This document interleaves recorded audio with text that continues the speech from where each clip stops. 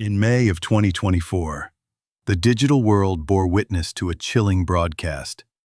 The footage, captured within the stone bowels of Australia's most infamous prison, showed more than just spectral anomalies. It presented a cascade of paranormal phenomena, escalating with an unnerving sense of intelligence. Objects were not just moved, but thrown. Disembodied voices were not just heard, but seemed to respond.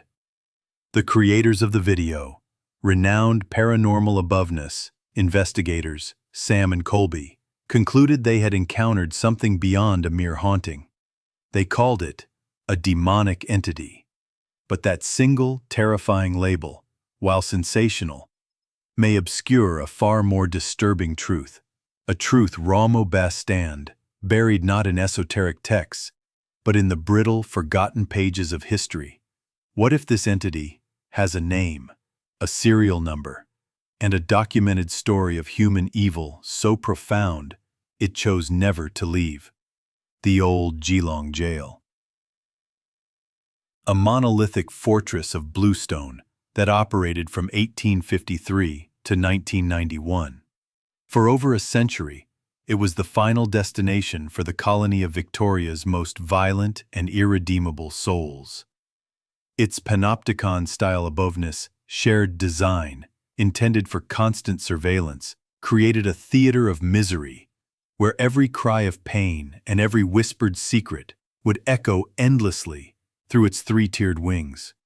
Today, it's a museum by day and a ghost-hunting boveness paradise by night, widely regarded as one of the most paranormally active locations on the planet. This is where our investigation begins, prompted by the viral footage, but driven by a different methodology.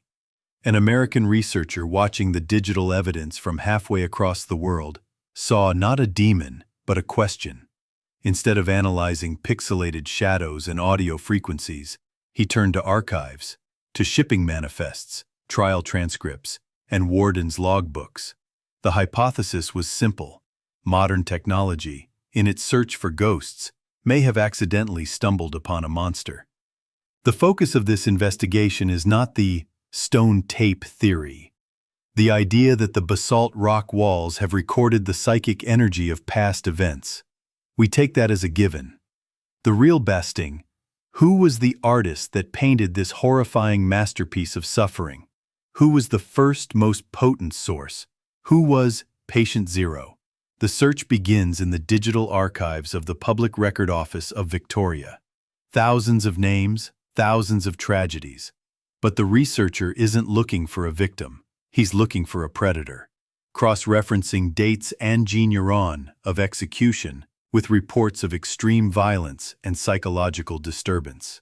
One name begins to surface from the abyss of history, a name rarely mentioned in the tourist-facing ghost tours: James Murphy. His official record is grim but straightforward. Incarcerated for a double homicide, executed by hanging in 1865. But the ancillary notes, the scribbled asides in wardens' journals, tell a story that transcends mere criminality. Murphy wasn't just a killer.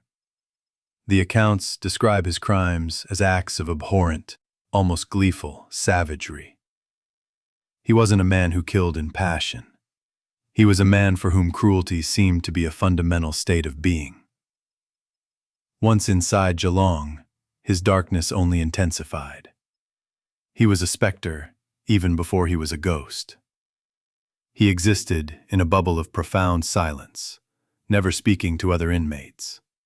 Yet, multiple prisoners lodged complaints, not about him, but about the voices they claimed emanated from his cell late at night. Guttural whispers and mocking laughter, all while Murphy himself sat motionless and silent on his cot. A warden's private letter from 1864, found in a separate collection, paints an even more disturbing picture. "There is no light of God in that man's eyes," the warden wrote to his brother. "When he looks at you, it feels as if he is not seeing your face, but peering directly into your soul, and he is disgusted by what he finds there."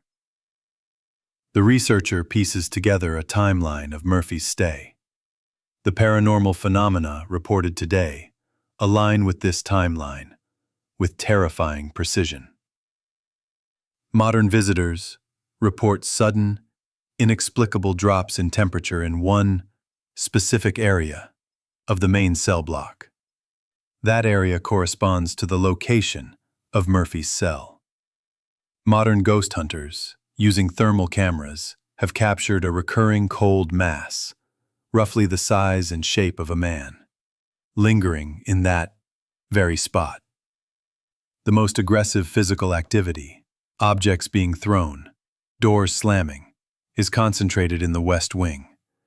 It was in the West Wing yard in 1864 that Murphy, in a documented fit of unprovoked explosive rage, beat another prisoner to death with his bare hands. The official report notes that it took 5 guards to subdue him, and that throughout the ordeal, Murphy himself remained unnervingly silent, his face locked in a placid, almost serene expression. The researcher uncovers a forgotten journal, that of the prison chaplain. The chaplain writes of attempting to counsel Murphy, but being met with a stare so empty and hostile, it felt like addressing a vessel already occupied by some other unholy tenant. He notes the nightmares that swept through the cell block, with multiple inmates describing dreams of a shadow man strangling them in their sleep. The description of this shadow man was always the same. It matched James Murphy. Now, the connections become undeniable. Let's layer the evidence. A modern EVP from the Sam and Colby video captures a clear, guttural phrase: "Get out." The researcher finds a formal complaint logged by one of Murphy's cellmates, just a week before that cellmate was found dead. The man claimed Murphy would whisper the same 2 words to him all night from the darkness: "Get out." Modern investigators are often physically affected in the West Wing, overcome with feelings of uncontrollable rage and aggression. This is the exact location of Murphy's most infamous act of violence, the place where his rage was unleashed in its purest form. The most compelling link: the shadow figure. Countless visitors and dozens of investigators have captured footage or witnessed a tall, man-shaped shadow that doesn't just pass by, but stands and observes, often from the doorway of what was once Murphy's cell. In the chaplain's journal, the final entry on Murphy describes his last day. He refused to walk to the gallows. He simply stood in the doorway of his cell, silent, for a full hour, staring down the guards until they were forced to drag him out. He was, in effect, rehearsing his own haunting. The hypothesis solidifies into a chilling theory. The entity in Geelong Gaol is not a random demon drawn to suffering.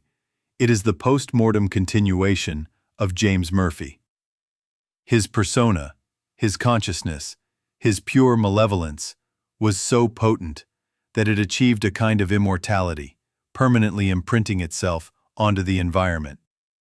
The execution didn't destroy him, it untethered him. It freed his darkness from the confines of a physical body and allowed it to become the genius loci, the very spirit of the place. The final piece of the puzzle is the legend surrounding his death. As the noose was placed around his neck, he showed no fear, no remorse. He simply looked out at the assembled witnesses, and he smiled. And then he laughed. A quiet, cold, guttural laugh that was only cut short by the sudden snap of the rope. So, the viral video that terrified millions is not just paranormal evidence. It's a delayed echo of a historical reality. It's a modern technological seance that has accidentally summoned the ghost of a very real man. The story of James Murphy suggests that the most terrifying monsters are not supernatural demons from some other dimension, but are instead homegrown human creations. It posits that a human will can, if forged in enough hatred and violence, become a force of nature in itself, an energy that can outlive the body and continue its reign of terror indefinitely. Officially, the entity in Geelong Gaol is a mystery. It is a selling point for ghost tours and a subject for thrilling YouTube videos, but the archives suggest it is something far more concrete. They suggest that if you stand in one wing, the West Wing, and feel a sudden baseless rage, you are feeling the echo of James Murphy. If you hear a whisper telling you to get out, you are hearing his voice. And if you see a shadow standing in a doorway, you have met the One Wing Prison's true, eternal warden. This investigation forces us to ask a new question. We have always searched for ghosts, spirits of the departed. But perhaps we should be searching for imprints of the living.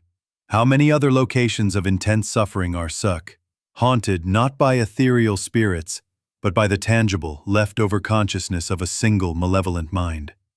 Who else is out there, waiting silently in the stone and shadow, their stories buried in the archives, just waiting for a Samara to point in the right direction and show the world that true evil never really dies? Get out of my house!